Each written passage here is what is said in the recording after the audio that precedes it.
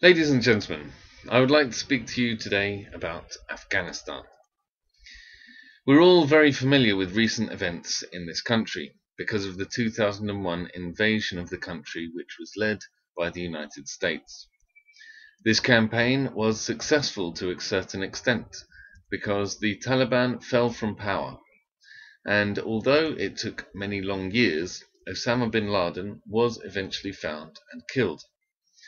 However, recent military intervention in Afghanistan has not gone very far in helping the country return to stability. The country continues to hit the headlines on a regular basis for a number of different reasons. Just today, for example, I read another story in the newspaper about Afghanistan's role in the global drugs trade. It is this topic in particular that I would like to discuss with you now, and more specifically, the opium trade. Opium is extracted from poppies and is of course used in the production of heroine. For many decades, Afghanistan has been one of the world's main producers of opium. A brief look at a graph of Afghan opium production will show you that since President Bush gave his orders in 2001, opium production has actually significantly increased. 12 years after the fall of the Taliban, you might expect the country to actually have made progress in this area. You might hope that the intervention of Western powers would bring about a reduction in drug production in Afghanistan. However, unfortunately, the opposite is true. As a matter of fact, opium cultivation may actually reach record levels very soon. It has been rising for the last 3 years. What we are seeing is that more and more land is being set aside to grow opium poppies. In recent times, there has been an increase in poppy cultivation in areas where it is already grown. However, now it is also being introduced in new areas where it had not been harvested in the past. Last year, poppy farmers faced a number of different problems which reduced their yields. The winter in some parts of Afghanistan had been very harsh, and many poppy plants died off. However, last winter was much milder. Furthermore, fewer plants have been suffering from disease. These are some of the reasons why opium production is set to increase this year. Another sign of this rise is the number of provinces in which poppies are grown. In 2010, 20 provinces were free from poppy production, but now only 14 provinces have no poppy cultivation. In actual fact, no other country produces as much opium as Afghanistan. It seems that the country's production of the drug may once again account for 90% of global opium production. But why is it that the Afghan people are drawn to growing poppies? Why do so many Afghans decide to opt for a plant which causes so many deaths around the world as a result of heroin consumption? The main reason, of course, is because growing poppies is more profitable than other crops. Therefore, in order to rid the country of this scourge, Afghan farmers should receive an incentive to grow other crops.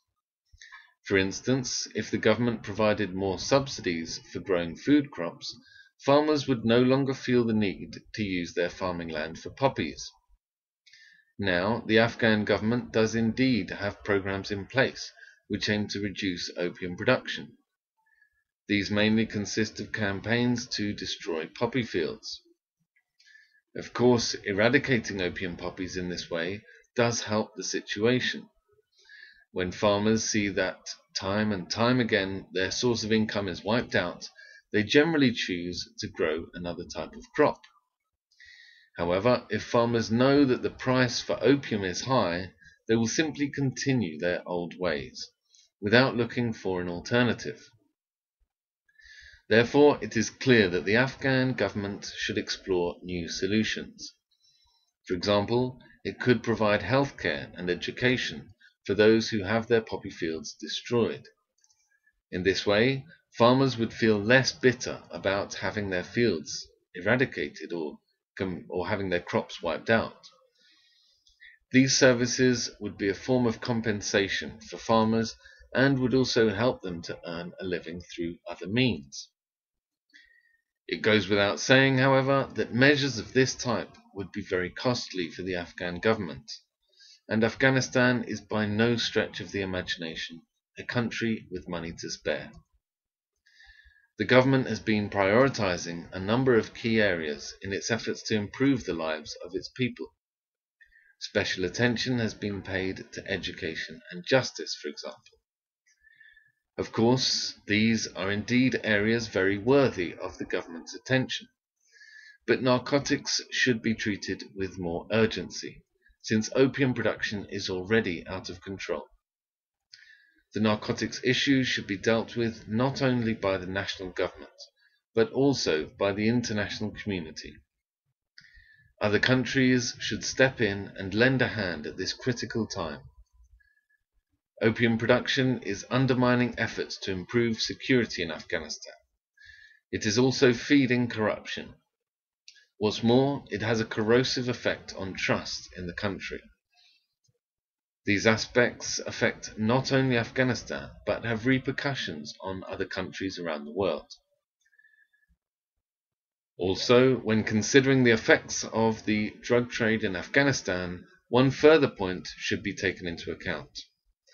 After the Allies toppled the Taliban, the UK was given the task of leading the efforts in fighting against opium production. However, the fact that we will soon see record highs for Afghan opium means that Britain has failed miserably in this area. This is very damaging to the UK's international reputation and is a blotch on Britain's achievements in Afghanistan. Unfortunately for both the US and the UK, success and accomplishments in Afghanistan since 2001 have been scarce. This is especially the case for the drug trade and opium production. It looks like this situation will not improve anytime soon, but we can at the very least hold out hope that it will stop getting worse. Thank you.